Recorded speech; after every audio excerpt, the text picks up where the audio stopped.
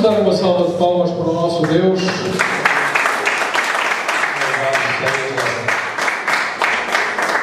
Esta semana nós tivemos um aniversariante. Está de pernas para o ar.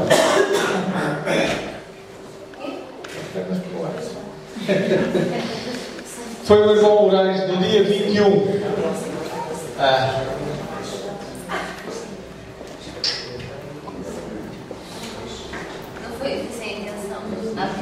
Está de pernas para o ar, tem que cantar, irmão. Bênçãos, não é? Muito bem.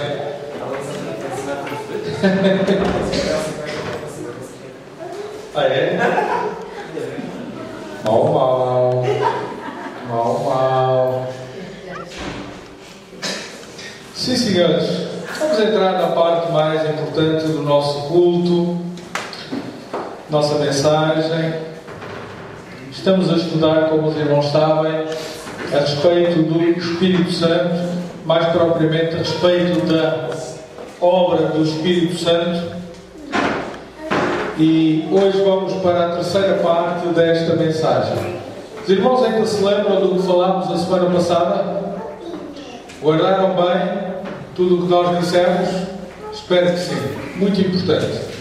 Nós hoje vamos continuar exatamente no seguimento do que falámos a semana passada. Vamos primeiramente ler João 14:16, ou seja, aquele texto que nos está a servir de base para estas mensagens. João 14:16.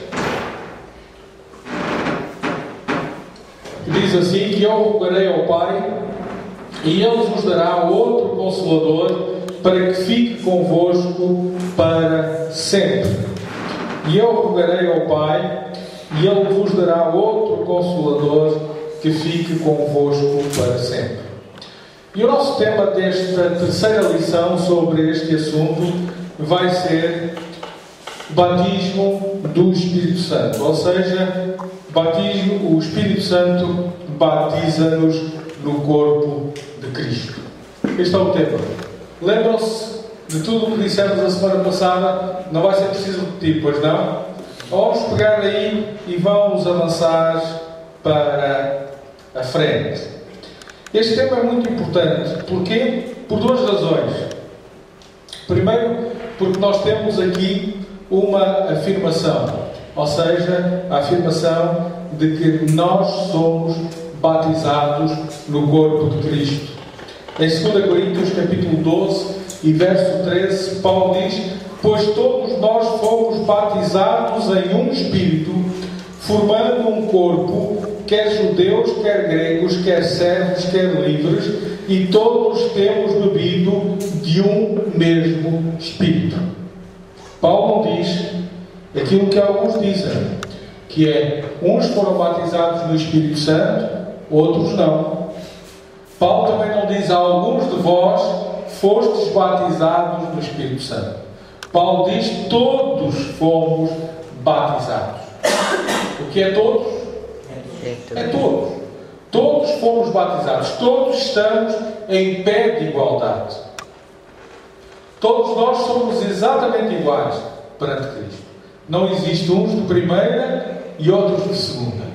Pode haver uns mais santos e outros menos santos. A semana passada discutimos muito isto. Vimos inclusive o conflito do próprio apóstolo Paulo, que dizia: miserável homem que eu sou, não é? Bem que eu quero não faço, o mal que eu não quero faço, na minha cabeça está tudo certinho, lá dentro os pensamentos bons todos, tudo aquilo que eu sei que é a vontade de Deus. Depois vem a carne e seduz-me para aquilo que não é a vontade de Deus. E por isso permanentemente eu estou em luta entre o meu espírito, entre o meu pensamento e a minha carne. Vimos isto a semana passada.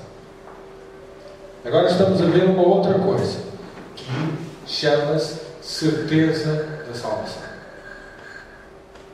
Segurança da salvação. Irmãos, algumas pessoas dizem que os crentes podem perder a salvação. Já ouviram isto? É mentira. Se alguém vos disser que um crente pode perder a salvação, digam-lhes na cara, é mentira. Um crente, um filho de Deus, nunca perde a salvação. Nunca.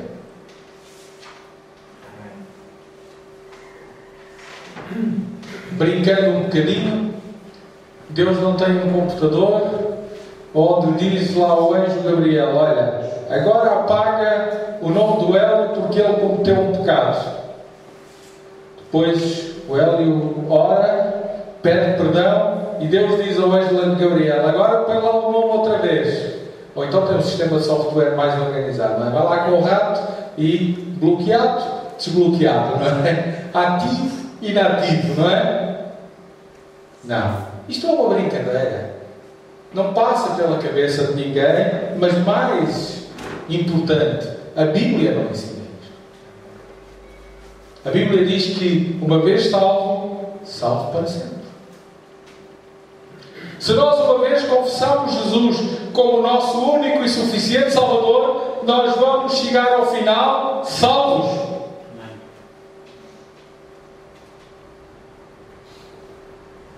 Sabem porquê? Porque nós não somos salvos por causa da nossa vontade. Nós não somos salvos porque somos boas pessoas. Porque senão isto era como na Igreja Católica, não é? Era uma questão de boas obras. Se eu fizer boas obras, sou salvo. Se não fizer boas obras, não sou salvo. Mas mesmo assim, se eu não fizer boas obras, mas também não for muito mal, então ainda vou lá para o purgatório e há de se arranjar uma maneira de alguém cá embaixo dar umas ofertas, ir a Fátima a pé, fazer qualquer coisa para que eu acabe por chegar ao céu. Faz-me lembrar um sistema que há nos Estados Unidos. Como os irmãos sabem, os Estados Unidos é um país novo. E é um país que foi povoado e continua a ser povoado por pessoas indo de todos os outros países, particularmente a Europa e a Ásia. E então há muita gente a pedir vistos e a pedir a nacionalidade.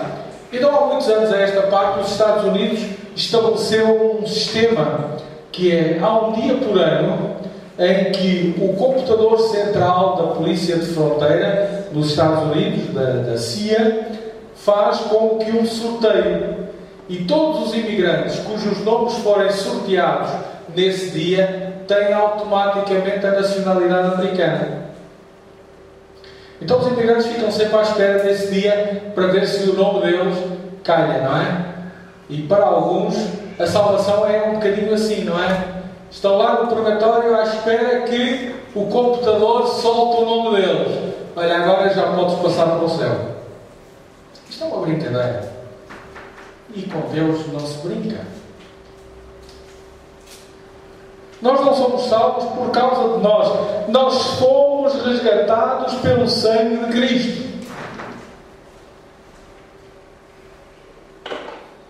Foi Jesus que pagou o preço. Foi Jesus que selou a nossa redenção. Por isso, salvos uma vez, salvos para sempre. Os irmãos sabem quando é que os meus pecados foram perdoados? Quando é que a minha vida foi resgatada? Quando é que eu fiquei em condições de ir para o céu? Sabem? Foi naquela sexta-feira de Páscoa, quando Jesus, lá no Gólgota, naquele sítio que os irmãos viram as fotografias, foi crucificado e o seu sangue foi derramado e o véu do templo se rasgou de alto a baixo. Naquele momento é que eu fui salvo. Aquilo que eu faço apenas é tomar posse, é confessar Jesus como o único e suficiente Salvador. É dizer: eu quero essa salvação para mim. Esse sacrifício, essa oferta que tu me estás a dar, eu a recebo para mim. E o meu livro é escrito, ou o meu nome é escrito no livro da vida. E a partir daí não há mais purgatórios, não há mais boas obras, não há mais nada. E eu já sei que alguns estão a pensar e estão a dizer: então podemos pecar à vontade, não é? Podemos fazer tudo o que quisermos, que não há problema nenhum, está garantido. Eu vou-vos dizer uma coisa: podemos pecar à vontade, que vamos chegar ao céu na mesma. Paulo dizia: todas as coisas me são lícitas. Disse ou não disse? Posso ou não posso? Posso. Depois acrescentou qualquer coisa. Mas não devo. Então não é uma questão de poder, é uma questão de dever.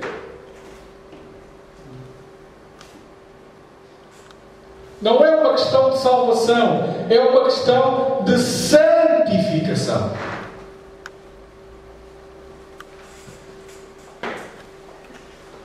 Os irmãos acreditam que um crente verdadeiro, cuja sua vida foi regenerada pelo sangue de Cristo, cuja sua vida foi batizada no Espírito Santo, cujo seu nome foi escrito no livro da vida,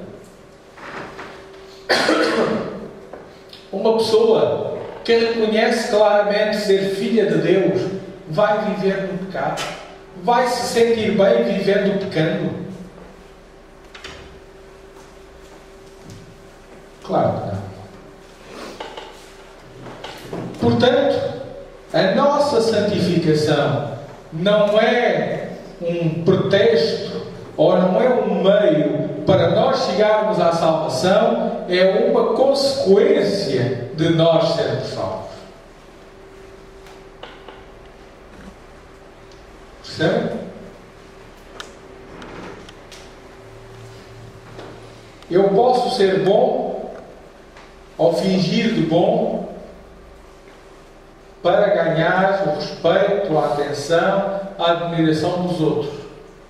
Sabem o que é que isso se chama? Isso é cinismo. Agora, eu posso ser bom porque interiormente eu sou isso. E essa é a essência de Deus. Quando alguém chegou ao pé de Jesus e disse: pô, mestre, Jesus disse: pá, para aí. Bom, só um. É o Pai. Então, ser bom é a essência de Deus. Quando a essência de Deus está em nós, nós somos bons. E sendo bons, nós manifestamos o Espírito na nossa vida.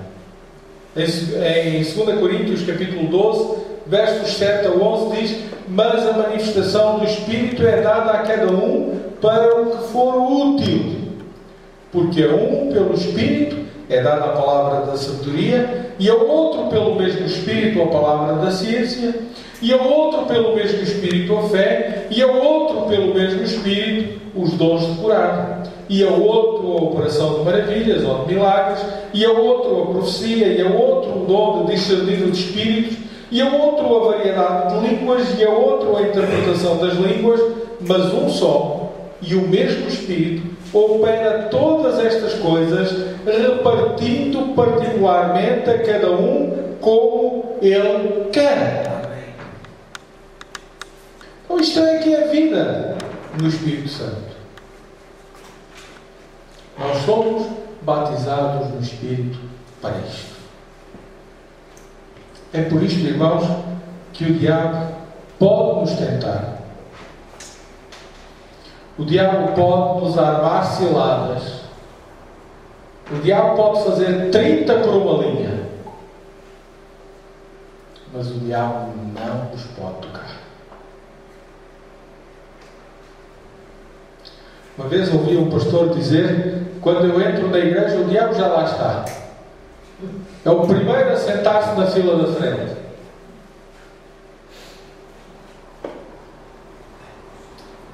Eu não quero ser dessa igreja.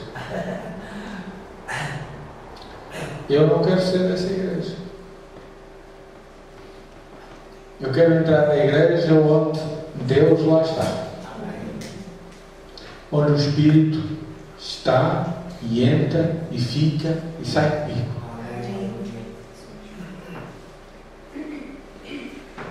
Essa é que é a igreja de Cristo. Então, irmãos, todos fomos batizados no corpo pelo Espírito Santo.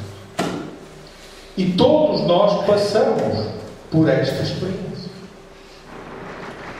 Se alguém afirma: eu nunca fui batizado no Espírito, eu nunca tive esta experiência, então eu digo-lhe: você não é crente.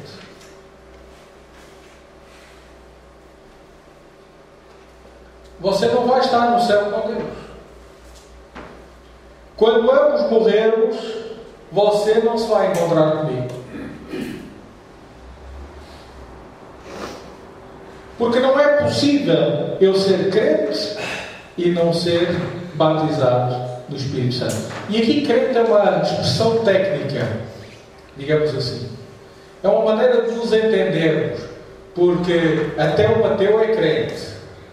Crente significa crer em alguma coisa, acreditar em alguma coisa. E nós usamos essa expressão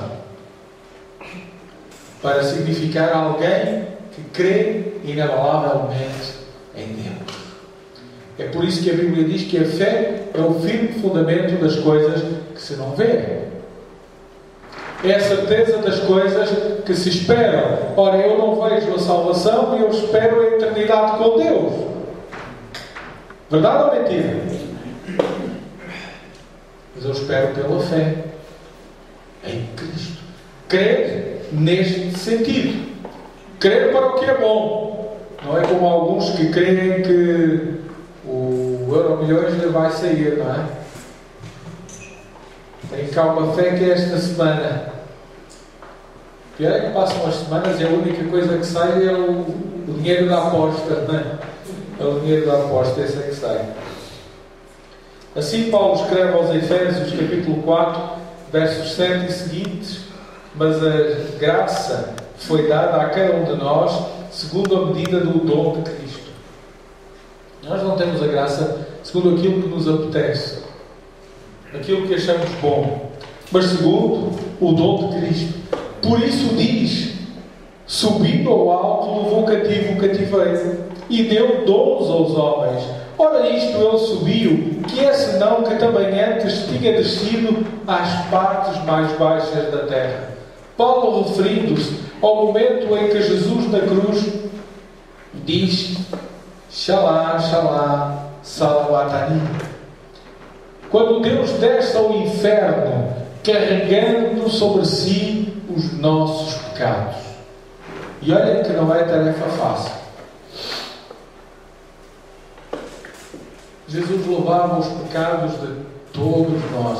Jesus desceu ao mais baixo da terra. Aquele que desceu é também o mesmo que subiu. Subiu aonde? Acima de todos os céus, para cumprir todas as coisas.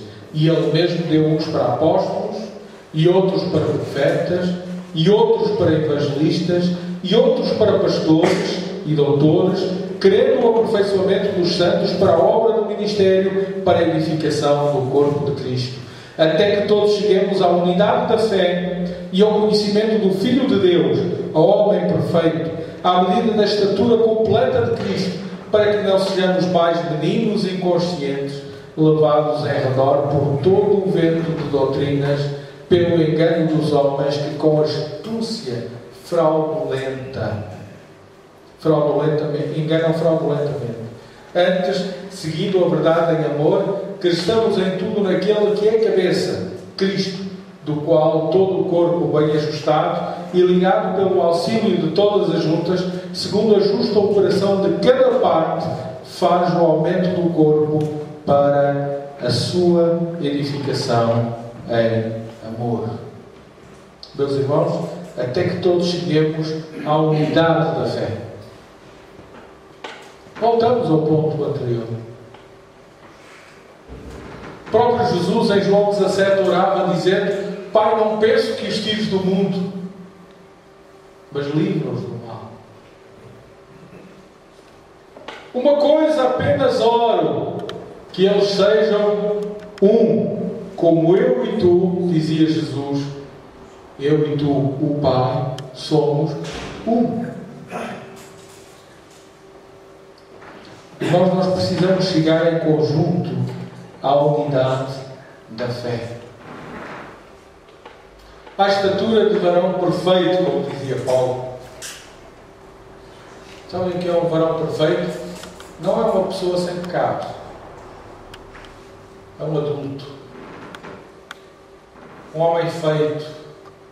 Alguém capaz de assumir as suas responsabilidades. Alguém que tem capacidade para tomar a vida nas suas próprias mãos. É isso que nós devemos ser. Mas como é que nós podemos ser? Nós só podemos ser isto em Cristo, através do Espírito de Deus. Irmãos, uma igreja nunca será igreja e o corpo de Cristo nunca será corpo de Cristo se ele for a soma das nossas vontades, se ele for a soma das nossas personalidades. Nós pensamos de maneira muito diferente. Nós temos ideias muito diferentes. Mas, quando nós estamos em Cristo, a cabeça é Cristo. Nós somos o corpo. E a cabeça manda e o corpo obedece. E é assim que nós devemos ser. Nós precisamos chegar ao conhecimento do Filho de Deus, à medida da estatura completa de Cristo. Uma tarefa que nós não vamos concluir nesta terra. Por mais especiais que sejamos, não vamos concluir esta tarefa nesta terra. Mas estamos caminhando para lá. Este é o nosso objetivo. Passo a passo. Cada dia mais próximo. E depois Paulo conclui este texto dizendo: antes seguindo a verdade em amor, cresçamos em tudo naquele que é a cabeça, Cristo. Meus irmãos, nós precisamos crescer na verdade. E a verdade não é a religião, a verdade é Cristo. A verdade não é aquilo que eu penso, a verdade é aquilo que Cristo pensa. A verdade não é aquilo que me satisfaz, a verdade é aquilo que satisfaz a Deus. Foi por isso que Abel ofereceu melhor sacrifício do que Caim. Porque Abel agradou a Deus, diz a Bíblia, mas Caim não agradou a Deus com o seu sacrifício.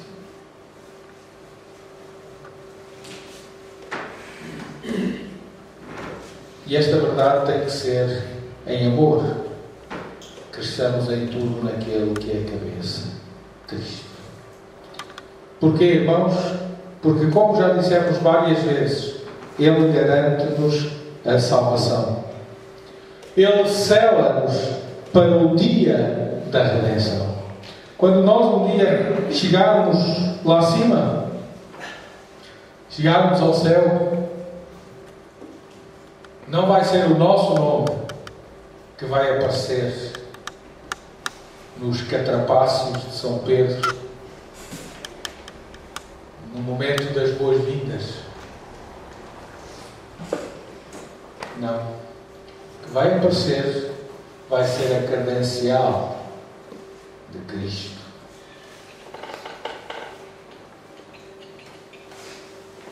É assim como quando nós somos convidados para uma festa. Mandam-nos um convite, entregam-nos um convite. Nós chegamos à festa e o segurança, a pessoa que está à entrada, pede-nos o convite. E nós, se tivermos o convite, entramos. Se não tivermos o convite, não entramos. Nós temos o convite ou não temos? Amém.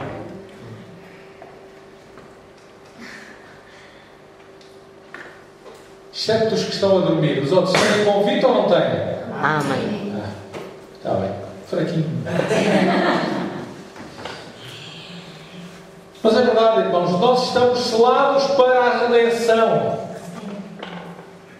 Portanto, o que aparece é Cristo. Não somos nós. Nós somos Nós fomos justificados no sangue de Cristo. Nós temos que ser humildes para reconhecer o seguinte: nós vamos chegar ao céu e aquilo que alguém nos vai dizer, o anjo, Pedro, o próprio Jesus, não sei quem é que há de ser, mas aquilo que nos vão dizer é: olha, tu não merecias estar aqui. Tudo o que tu fizeste não era suficiente para tu estares aqui. Mas por Cristo, entra. És um príncipe. Tens as portas abertas. Tens o caminho franqueado. Porque Cristo é o teu tutor. Mesma coisa quando às vezes nós precisamos de dinheiro e vamos ao banco e o banco pergunta-nos: olha, você tem um fiador? Tem. Quem é? É fulano. Eles vão analisar. Depois dizem-nos. Não dizem, mas se a gente for esperto, entende. Não é? Olha, eu vou-te emprestar o dinheiro, não é porque tu pareças ou tenhas crédito ou valhas alguma coisa. É por causa do teu fiador. Não é? A maneira de nos desmerecer. Não é? É a mesma coisa. Espírito sela-nos. Paulo diz em Efésios 1:13: em quem também vós estáis, depois que ouvistes a palavra da verdade, o evangelho da vossa salvação, e tendo nele também crido, fostes selados com o Espírito Santo da promessa. Diga comigo: eu estou selado com o Espírito Santo da promessa.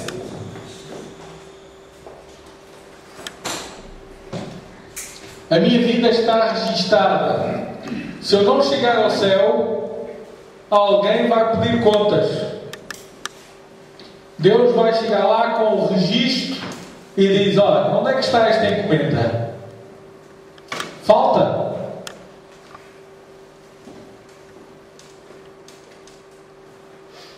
Vou-vos dizer uma coisa que talvez pareça um pouco estranha.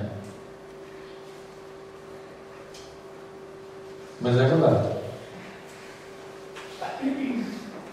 Se você está selado pelo Espírito Santo para o momento da redenção, mesmo que você não quisesse ir para o céu agora, ia na mesma.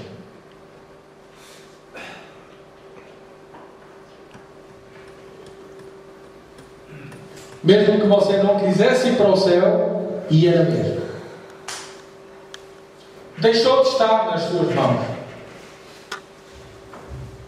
Está nas mãos do Espírito.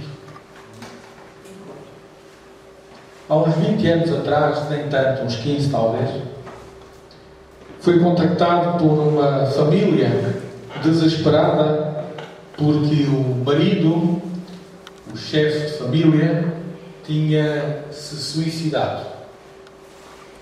Atirou-se da ponte Dom Luís no Porto ao Rio Douro e matou-se. E a questão era: quem vai fazer o funeral? O pastor recusava-se terminantemente a fazer o funeral. Como é que vai ser agora?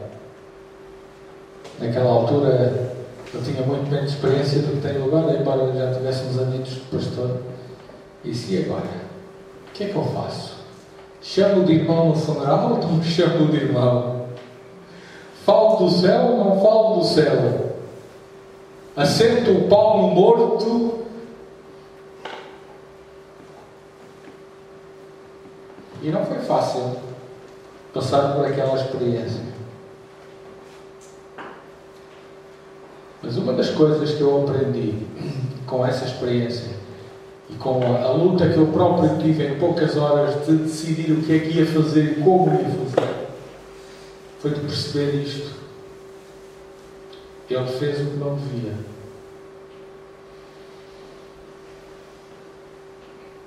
Mas o que é que isso importa? Basta dar-se lá de barra. Nós também fazemos o que não devemos. Não nos matamos, felizmente. Não roubamos, excelente. Não nos prostituímos, ótimo.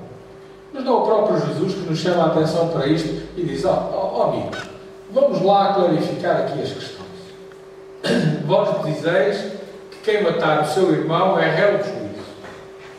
Ora, muito bem, eu vos digo que quem disser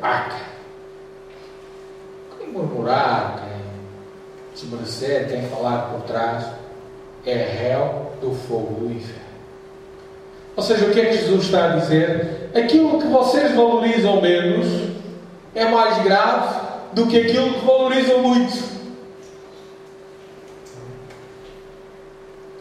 Então fez algo que não devia fazer. Teve a consequência.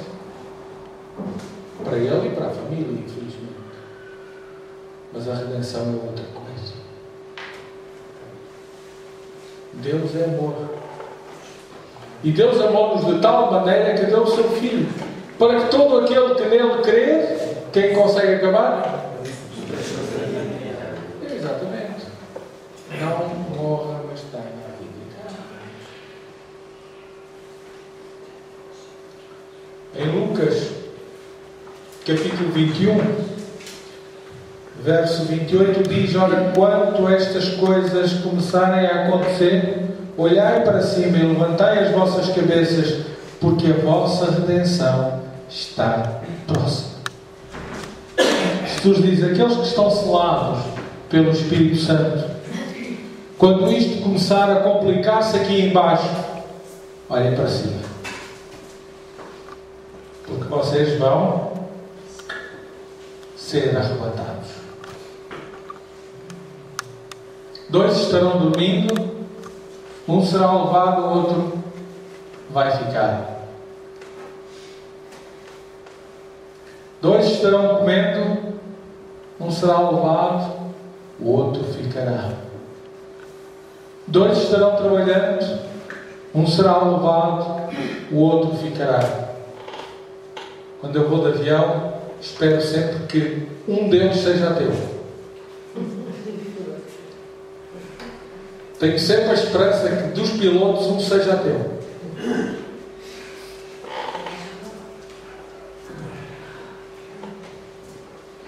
Porque são arrebatados os 2, a única sorte é que eu também vou com eles. Senão ia ser uma grande chatice. Não é? Mas Jesus chama a atenção para isto. Ele próprio, no sermão profético, fala disto. Vós estáis selados. Portanto, não olhem para o problema, olhem para a solução.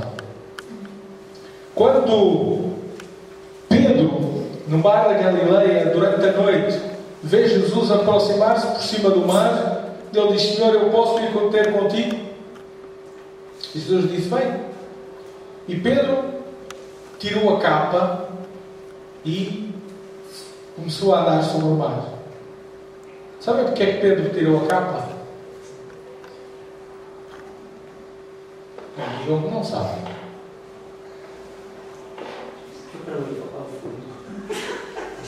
Porque Pedro, quando se atirou à água, é verdade.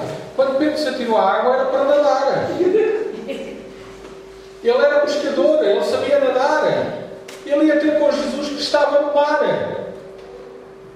Então ele tirou a capa, ele teve o instinto de qualquer pessoa que se fosse lançar à água. Mas na realidade ele começou a andar. Porquê? Porque ele estava olhando para Jesus, a solução. Só que de repente ele tropeça na água, sente o vento, olha para baixo e começa-se a afundar e esquece inclusive que sabe nadar e grita: salva-me, Senhor. Então quando nós olhamos para baixo, a mesma coisa com a crise, não é? Quando nós olhamos para a crise, afundamos. Quando nós olhamos para a solução, não é? Nós precisamos pensar sempre numa coisa. Há uma semana ou duas atrás, não sei, eu estava em Lisboa e de manhã estava um sol lindo. Acordei, estava um sol lindo, fui para o escritório. Quando, mais ou menos 11 da manhã, parecia que tinha ficado de noite. Caiu uma tempestade, aquelas nuvens escuras, chuva, vento. Sei que depois à tarde aqui em cima foi mais ou menos a mesma coisa. E nessa altura, quando estava aquela borrasca sobre Lisboa, alguém escreveu no Facebook: hoje está um dia lindo, hoje está um sol lindo. Eu comecei a pensar: puxa, mas onde é que está o sol? E começaram a aparecer os comentários no Facebook. Passado um bocado, ele colocou outra mensagem e disse: por cima das nuvens.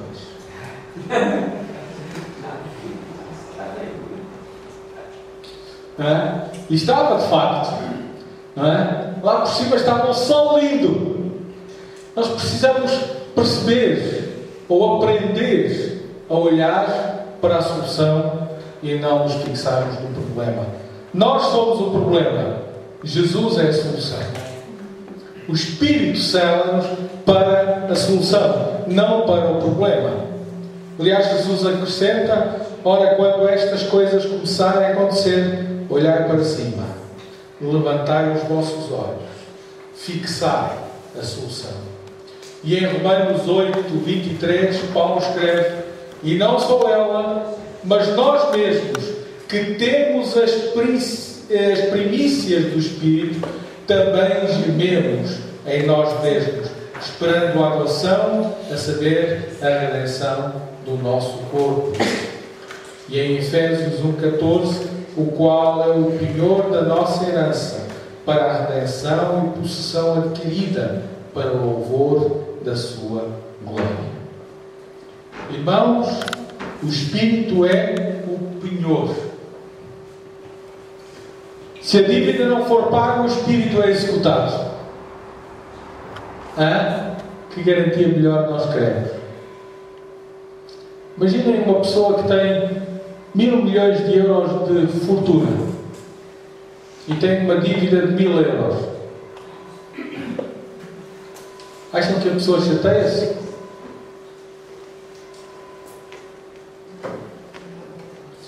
Os irmãos conhecem aquele cantor norte-americano, como é que é? Lançou agora um disco há muito pouco tempo.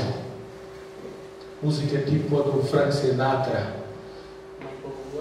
Não. Nat King Cole? Sim. Nat King Cole. Como é que é? Nat King Cole. Nat King Cole. Esse indivíduo tinha uma fortuna imensa. Tinha vendido não sei quantos milhões de discos, royalties de várias coisas e tal. E o contabilista dele, o homem que lhe administrava o dinheiro, roubou-lhe o dinheiro, não é? Ele ficou na miséria, literalmente.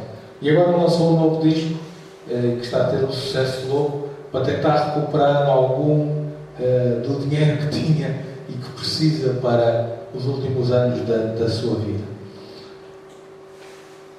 Qual é o problema? O problema é ter muito. Não é? Quando a gente tem pouco, a gente nota a falta na conta. Se tiver muito, não é? Histórias destas nós ouvimos, eu vou dizer todas as semanas, ou pelo menos todos os meses, não é? Porquê? Porque têm muito. Assim acontece com o Espírito Santo. A riqueza de tal ordem que a nossa dívida está garantida. E para terminarmos, meus irmãos, esta lição e este tema, Ele concede-nos inteligência espiritual para podermos viver a vida cristã. O Espírito Santo concede-nos inteligência para vivermos a vida cristã. Sabe, irmãos, para vivermos a nossa vida nós precisamos ser inteligentes. Para termos o nosso negócio nós temos que ser inteligentes. Para gerirmos bem o nosso trabalho temos que ser inteligentes. Para gerirmos a nossa família nós temos que ser inteligentes. Para tudo na vida nós temos que ser inteligentes. Para gerirmos a nossa vida cristã nós também temos que ser inteligentes. É por isso que em 1 João capítulo 2 diz no verso 20: e vós tendes a unção do Santo e sabeis tudo. Porquê que nós sabemos? Porque temos a unção do Espírito. Uma vez Jesus disse, perguntaram a Jesus: olha, porquê é que tu ensinas por parábolas? Ele disse: olha, para que os que ouvem não entendam. Paulo diz que o Evangelho é a loucura para os intelectuais, para os sábios, para os cultos, e que é a inteligência para os crentes. Porquê? Por nossa causa? Não, por causa do Espírito. Uma coisa que sempre me impressiona é ver pessoas, às vezes sem cultura absolutamente nenhuma, pegar na Bíblia e falar com uma inteligência tremenda. Porquê? Por causa do Espírito. Não estou a falar daqueles habilidosos que chegam e abrem a Bíblia e foi a inspiração de Deus, não é? E dizem meia dúzia de tolices e está o culto feito. Não, não estou a falar disso. Mas estou a falar daqueles que falam na inteligência do Espírito. Na igreja onde eu me converti, lá nos Açores, havia um pescador. Acho que já falei dele aqui. O homem converteu-se e comprou uma coisa que até na altura não era muito comum: uma caixa de lápis de cera. E sentava-se com uma Bíblia ao lado de alguém nos bancos da igreja, e nos primeiros tempos foi difícil, porque ele cheirava tão mal que ninguém se queria sentar ao pé dele. Nós brincávamos e dizíamos que as calças dele ficavam de pé quando ele as tirava. Mas ele converteu-se e também nesse aspecto melhorou. Mas ele sentava-se ao pé de alguém. E quando o pastor falava de um versículo, ele pedia para lhe apontarem na Bíblia onde é que ficava. E então com os lápis de cor ele ia sublinhando. Os que falavam de pecado de uma cor, os que falavam de salvação de outra, os que falavam não sei o quê. E depois ele usava a Bíblia para evangelizar os outros. Não sabendo ele escrever, nem ler nem escrever, ele conseguia usar a Bíblia e conseguia mostrar os versículos e punha os outros a ler e evangelizá-los.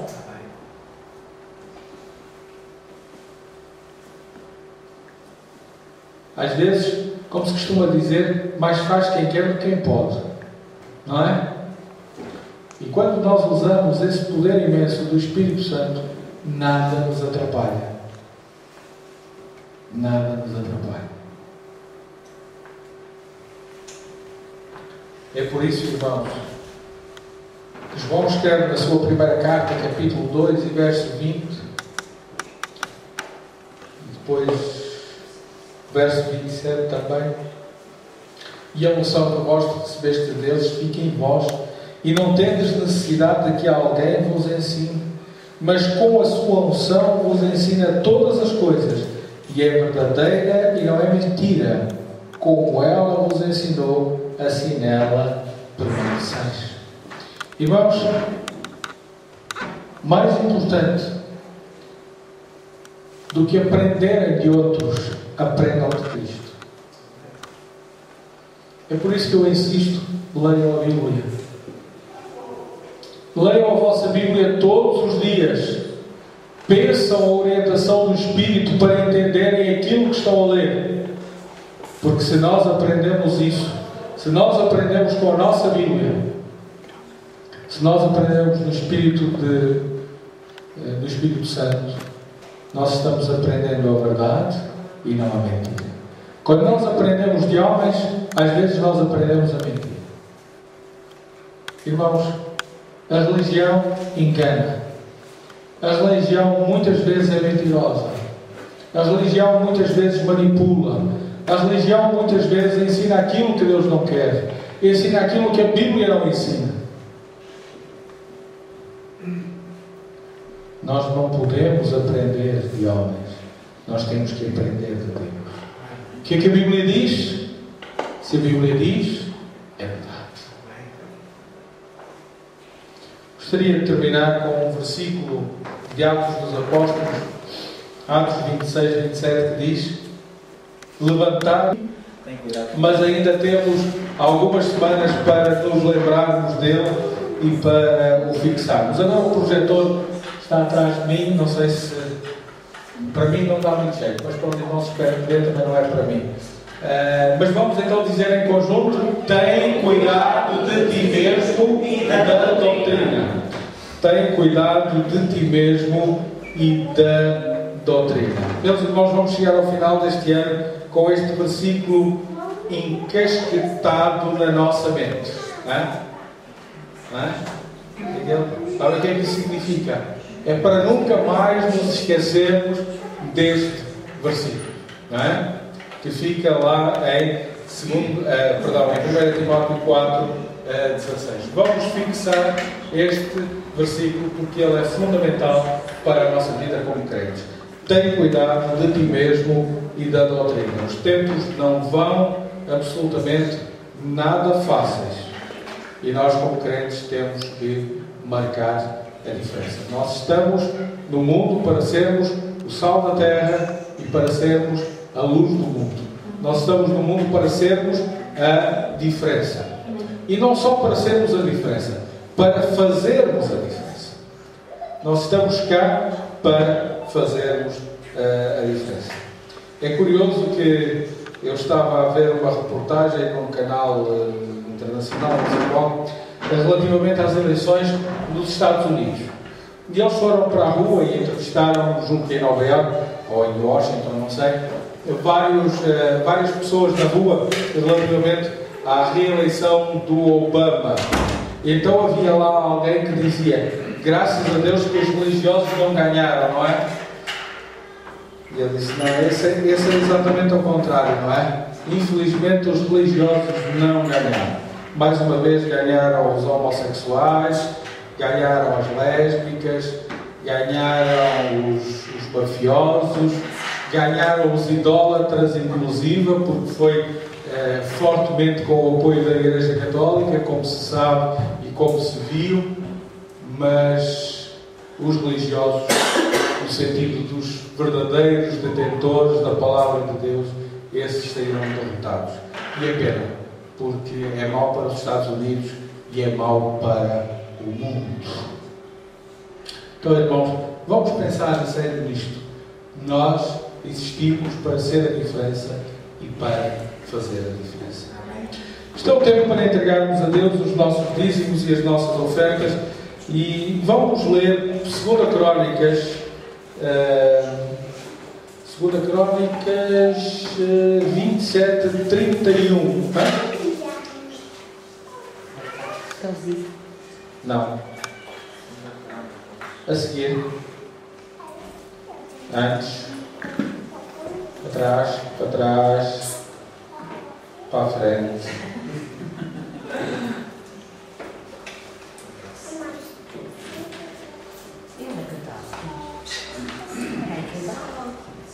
Não é 2 Crónicas, desculpem, é Levítico 27, 31. Esta imagem deste está esquisito, tem encostado a um canto. Tem que ser afinado. Diz assim: porém, se alguém dos seus dízimos, é melhor, porque ali não consigo. Porém, se alguém dos seus dízimos resgatar alguma coisa, acrescentará a sua quinta parte sobre ela. O que é que isto significa?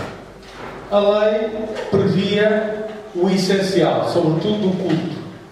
E então as pessoas tinham a obrigação de dar o dízimo, não é? Por exemplo, eu tinha a obrigação de dar o dízimo do milho, não é? Eu apanhava o milho e dava o dízimo do milho. Apanhava as batatas, dava o dízimo das batatas. Naquela altura não havia dinheiro, nem se tratava de dinheiro. Mas imagino que este ano tinha sido um mau ano, tinha sido um ano difícil, tinha acontecido alguma coisa especial. Então eu não dava o dízimo, ou então só dava metade do dízimo. Então eu constituía uma dívida para com Deus. E quando eu fosse pagar essa dívida, eu tinha que pagar aquela quantia mais 5 vezes. Era um juro alto, hein? Era um juro alto.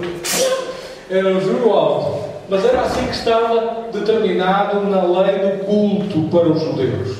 Se alguém retivesse uma parte do dízimo, ficava condenado a dar 5 vezes, a acrescentar a sua quinta parte. E podemos pensar que isto era alguma coisa muito negativa ou muito penoso para as pessoas. Mas não, isto mostra-nos uma coisa. E é isso que eu quero que os irmãos percebam. Isto mostra-nos a importância da nossa fidelidade perante Deus. Não é? Quando antigamente nós estacionávamos os carros nas faixas amarelas, nas cargas e descargas e não sei o quê, e pagava 5 euros de multa, não sei se os irmãos se lembram, mas durante muito tempo era isso, e a maior parte das vezes até nem se pagavam os 5 euros, porque aquilo prescrevia, porque a polícia que não estava nada informatizado, e acabava por prescrever. Eu lembro que em Braga eu cheguei em 92, para aí em 95 ou 96, eu fui à polícia, e já não me lembro muito bem porquê. E um dos oficiais lá, não sei se era um chefe, um subchefe, não sei o que era, veio falar comigo e disse: olha, você é fulano tal, não é? Eu disse: sou. Disse: olha, temos aqui estas multas de trânsito todas suas. Tinham, sabem aquelas tampas de caixas de papel de fotocópia? Eles tinham uma tampa, uma caixa dessas cheia, e aquilo era normalmente a 5 euros. Nunca paguei nenhuma. Hoje em dia já é diferente. Hoje em dia já são 30 euros, dependendo dos sítios 75, muitas vezes temos que pagar o reboque, às vezes temos que ir buscar o carro longe, outras vezes ficamos 2 horas porque o carro está bloqueado e temos que esperar que ele venham desbloquear, e portanto nós já temos um outro cuidado, não é? Ou seja, quando a coisa nos custa, nós temos um cuidado diferente. Quando a coisa não nos custa, nós relaxamos, deixamos acontecer.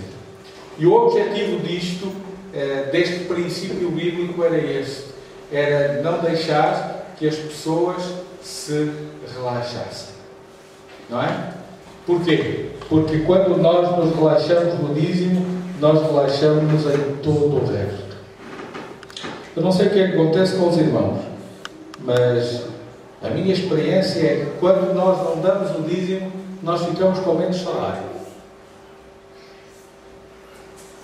Eu não sei o que é que acontece, não me peçam para explicar, porque eu não consigo explicar. Mas a experiência é esta. Ou há uma doença, ou há um acidente, ou há uma porcaria qualquer, surge alguma coisa, mas a verdade é que a coisa se complica. A verdade é que a coisa se complica. E o contrário também é verdade, não é? E Deus quer a nossa bênção. Muito bem, com base nisto, nós vamos utilizar os nossos envelopes especiais para as cadeiras, nosso envelope normal para os nossos dízimos e as nossas ofertas. Vamos ficar de pé e vamos pedir a bênção de Deus para nós e para as ofertas nesta hora. Deus bendito, uma vez mais na Tua presença, nós Te agradecemos, porque Tu és um Deus de misericórdia. E tudo está preparado nesta vida para que nós sejamos abençoados, sejamos enriquecidos, sejamos confortados, para que o melhor da terra seja para nós. Por isso, ó Deus, Te agradecemos porque nos tens ensinado isto. E Te agradecemos porque nós temos vivido, temos experimentado isso nas nossas vidas. Te agradecemos agora pelas ofertas. Pedimos a Tua bênção sobre elas, para que haja abundância na Tua casa. E ao mesmo tempo pedimos que a Tua bênção seja derramada sobre o Teu povo, de tal maneira que maiores bênçãos venham enriquecer as nossas vidas, venham aumentar o nosso conforto, venham pôr-nos num patamar mais elevado, que seja inclusive Ele próprio testemunho para os outros que estão à nossa volta. Para que os outros percebam que nós somos um simples Davi, pastor de ovelhas, sem armadura, sem treino militar, sem capacidade maior, que somos apenas um poeta, que usamos a nossa lira, que cantamos os nossos poemas, não temos força. Mas quando Tu estás connosco, a pedra destrói o inimigo mais próximo. Não para a nossa honra, mas para a Tua honra. Não para que sejamos elevados, mas para que o Teu nome seja exaltado acima de todos os nomes. Por isso, ó Deus, nós invocamos a Tua bênção. Em nome de Jesus. Amém.